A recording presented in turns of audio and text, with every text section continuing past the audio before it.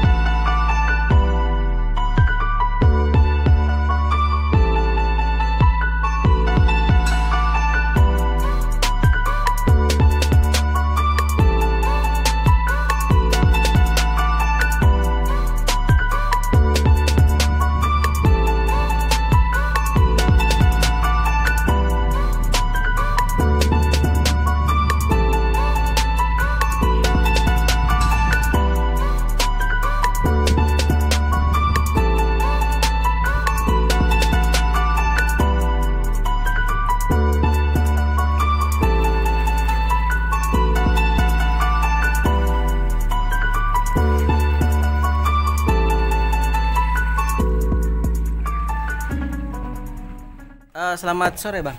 Sore ya Pak. Dari Monwis ya. Kita lagi ada acara Monwis nih guys. Jadi kita bawa beberapa orang lah untuk jadi peserta. Bang gini. Tadi kan ente ngasih materi Bang. Ini sebagai pemateri dari RGB gitu. Dari sisi bisnis fotografinya. Kan untuk tahun depan gimana Bang? 2023. Wah, tahun depan 2022 lah. Oh ya 2022. Kan untuk fotografi industri. Soalnya kan pandemi sudah mulai surut kayaknya. Ini saya rasa mulai berjalan normal dan saya yakin ini akan meledak lagi. Akan meledak lagi. Meledak dalam arti akan muncul pesaing-pesaing baru yang kayaknya bakalan nanti semakin ramai gitu industrinya. Dan Anda nggak takut Bang sama sekali mengadakan kegiatan ini, bahkan memunculkan pesaing baru seperti saya tidak takut karena gini, dengan banyaknya pesaing artinya industri kita sehat, ya kan? Artinya atmosfer wedding di Indramayu itu dinilai sangat-sangat besar ininya profitnya. Jadi dari situ dengan banyaknya pesaing kita akan semakin terpacu untuk menjadi lebih baik lagi ya. Dari sisi produk ya. Iya, karena ketika air Anda tenang nggak akan ada tantangan. Tapi ketika ramai ombaknya luar biasa, itu akan melecut otak kita supaya berpikir lebih gila lagi. Berarti itu bertentangan dengan paradigma kalau orang berpikir kalau bisnis ada saingan itu semakin sulit gitu. Wah, ya enggak. Justru dengan adanya persaingan, Anda akan merasa lebih tertantang, akan merasa lebih terpacu dan juga tidak berhenti berpikir. Karena ketika Anda berhenti berpikir, mati Anda bisnisnya. Anda merasa nyaman di tempat, nyaman di satu titik itu. Karena gini, rival kita, pesaing kita itu tidak akan menunggu kita lengah ataupun tidak akan menunggu kita jatuh dulu. Mereka akan siap menerkam kapanpun, sembari mereka terus upgrade, terus update skill, update manajemen dan lain sebagainya. Jadi mau kita aman, mau kita nggak aman, sebenarnya sama saja dalam dunia bisnis. Kita nggak bisa berhenti di satu titik, terus melakukan pembaharuan, terus melakukan upgrade baik dari skill maupun manajemen, semuanya itu akan membuat kita jadi lebih bergairah sebenarnya. Berarti dengan kata lain adanya Monwis ini yang notabene adalah merupakan satu kelas yang membahas tentang fotografi dan dunia bisnisnya. Berarti RGB dan Uplotus ini dua vendor besar di Indramayu Bang ya? Iya, alhamdulillah. Alhamdulillah. Sampai sekarang kita merasa bisa diterima di Indramayu ini. Karena sebelum-sebelumnya memang industri wedding persaingannya di 3 tahun ke belakang tidak seramai ini ya, tidak seramai ini karena salah satu lahan bisnis yang memang uangnya cepat ya emang ada di wedding sih ya. Di wedding. Jelas ada di wedding gitu kan. Karena di wedding sendiri ada banyak ini ya, ada banyak hal yang bisa kita manfaatkan, entah dari fotografinya, entah dari dekorasinya, entah dari tendanya, MC-nya, IO-nya atau WO-nya itu banyak banget yang bisa kita manfaatkan gitu. Jadi semakin banyak persaingan maka semakin sehat di situ. Oke. Ada rencana bikin perkumpulan yang memiliki payung hukum gitu Bang di Indramayu? Komunitas gitu. Tepat waktu sebelum PPKM kemarin, Juni Juli, di bulan April kita sempat berkumpul semua fotografer. Kita kadang di situ sudah membicarakan kita pengen banget bisa meniru sistem yang diberlakukan kalau nggak salah di Sukabumi atau di mana ya, atau di Garut gitu ya, di mana mereka ada yang namanya payung, lembaga kayak semacam lembaga payung hukum gitu. Itu mereka mengatasnamakan fellowship kalau nggak salah ya, kalau saya salah maaf, koreksi aja, namanya fellowship. Jadi di fellowship ini adalah salah satu lembaga di mana menaungi semua fotografer, dan di situ terorganisir dari semua lininya, baik dari grade si harga fotografernya, dari segi marketingnya dan lain sebagainya. Di situ diatur satu lembaga itu gitu. Jadi ketika ada klien yang misalkan dia pengen nyari nih fotografer, katakanlah fotografer Sukabumi, dia tinggal buka itu situs, di situ akan muncul nanti semua daftar vendor baik dari grade, kita mau cari yang harga kisaran berapa gitu. Nanti di situ ada semua, muncul pilihan optionnya. Muncul pilihan semua. Jadi ada misalkan kita nyari yang harga 3 juta, ada vendor ini.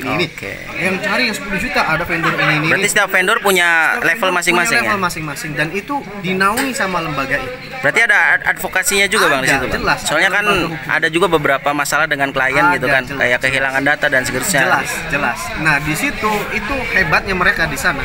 Itu sudah terorganisir dengan baik. Kemarin kita berkumpul untuk coba mengadakan hal seperti itu. Kita juga pengen banget nih bisa sehat nih di Indramayu nih, nggak hanya sekedar motret doang gitu, banting-bantingan harga doang ini dan itu, tapi enggak, kita kadang suka mikir pengen. Cuma kendalanya lagi SDM si fotografernya. SDM ya? SDM dari fotografernya sendiri kadang masih belum mendukung untuk bisa menjalankan sistem yang kayak gitu. Makanya dengan adanya Monwis Class kayak gini, ini salah satu upaya untuk bisa mengedukasi dari fotografernya dulu. Karena akarnya ada di pelakunya dulu ya. Sebelum ke kliennya, pelakunya dulu nih yang harus diedukasi gitu. Ini salah satu cara yang menurut saya sangat-sangat bagus dari Monwis Class. Monwis Class ini punya apa ya namanya? Punya visi dan misi untuk bisa memajukan mindset dari si fotografer.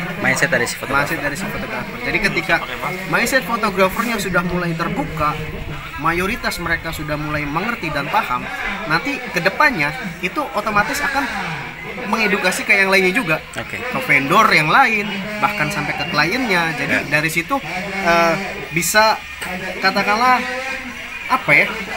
Kalau kata orang sini mah getok tular. Iya. Jadi kita dari awalnya dari sini terus akhirnya semuanya mengerti dan mouth by mouth ya. Nah, dan akhirnya nanti terbuka lah semua. Tapi itu ada kendala nggak, misalnya kalau memang udah ada perkumpulan yang dipayungi oleh hukum dengan standarisasi yang sudah ditentukan.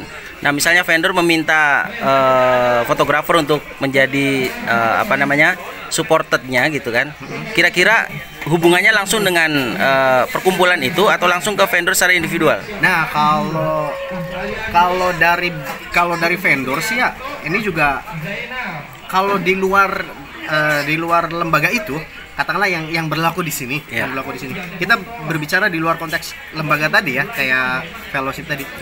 Itu biasanya antar vendor langsung ke fotografer. Oh gitu. Iya. Tanpa melalui perantara dan lain sebagainya. Jadi nggak ada perantara karena itu masing-masing dapur ya, berarti kemungkinan perbedaan harga ada di situ ya? Pasti jelas. Yang menjatuhkan harga juga mungkin ada ya? Luar biasa ada. Nah, itu ada tindakan preventif, merupakan Monwis ini salah satunya tindakan preventif. Salah satunya. Jadi kadang si fotografernya sendiri atau si vendornya sendiri kadang memang masih belum paham kayak gimana caranya supaya kita bisa dihargai karyanya. kayak gimana supaya kita bisa lebih mendapatkan katakanlah apresiasi yang lebih gitu. Nggak hanya sekedar, lagi-lagi kalau orang kampung bilang ya cuma foto-foto doang, ya cuma foto-foto doang kok sampai mahal gini dan gitu. Nah dari sini kita pengen supaya yuk fotografer kita lakukan edukasi ke orang lain lewat kelas ini. Kita kasih tahu dulu nih kayak gini ternyata, kayak gini ternyata fotografer itu sebaiknya kayak gimana cara ngejualnya, sebaiknya kayak gimana strateginya. Kalau dari situ semuanya sudah terbangun, saya yakin sih ya kedepannya nanti fotografer Indramayu akan lebih banyak dihargai, lebih banyak diapresiasi. Padahal kalau mereka tahu fotografer itu kan bukan common job ya, ini spesial ya. Special job. Mereka itu pekerja seni gitu loh sebenarnya. Pekerja seni yang tahu sendiri lah, kalau seni kan berkaitan dengan taste, rasa, feeling dan semuanya itu kalau dihargai dengan uang itu wah. Sebenarnya priceless gitu. Priceless, betul. Nggak ada yang bisa menyetarakan harganya gitu. Karena sebuah karya akan berkaitan. Apalagi itu mewakili momen ya. Nah, mewakili momen di situ memang. Dan di lingkungan Indramayu sendiri masih belum ada apresiasi yang seperti itu. Masih belum banyak apresiasi. Kadang bahkan mereka pada belum melek bahwasanya pendapatan dari seorang fotografer kadang-kadang itu bisa melebihi dari apa yang mereka tahu. Dari PNS ya Bang ya. ini dia. Mau nanya, PNS gajinya berapa biasa? Paling besar 15 per bulan. 15 untuk per bulan. Golongan 4, golongan 3 paling besar 11. 11. Ya, paling besar. Golongan 2 7. Ya, 7. Nah, saya di golongan 3.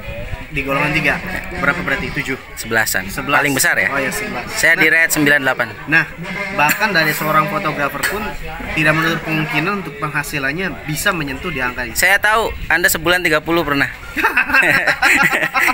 Tahu guys, tahu saya. Bohong pemirsa. Makanya dia bisa kawin. Ya itu dia sih, makanya itu hanya bisa dilakukan atau itu hanya bisa didapatkan ketika Anda berada di lingkungan yang tepat dan Anda bisa dihargai di lingkungannya, Anda bisa diapresiasi di lingkungannya. Tapi saya juga mengapresiasi Anda sebagai CEO ya, atau leader dari RGB yang merupakan satu dari 2 vendor terbesar di Indramayu selain Uplotus oleh Bang Ali ya. Nah semoga kedepannya Bang di tahun 2022 ya dan seterusnya saya harap industri fotografi Indramayu semakin meningkat sesuai dengan apa yang digadang-gadang oleh Monwis Class hari ini ya. Betul. Makasih Bang. Thank you waktunya. Terima kasih juga. Semoga sampai besok nggak ada kendala ya. Amin. Cerah. Amin. Cerah dong semua. Oke. Subscribe Mr. Jowo.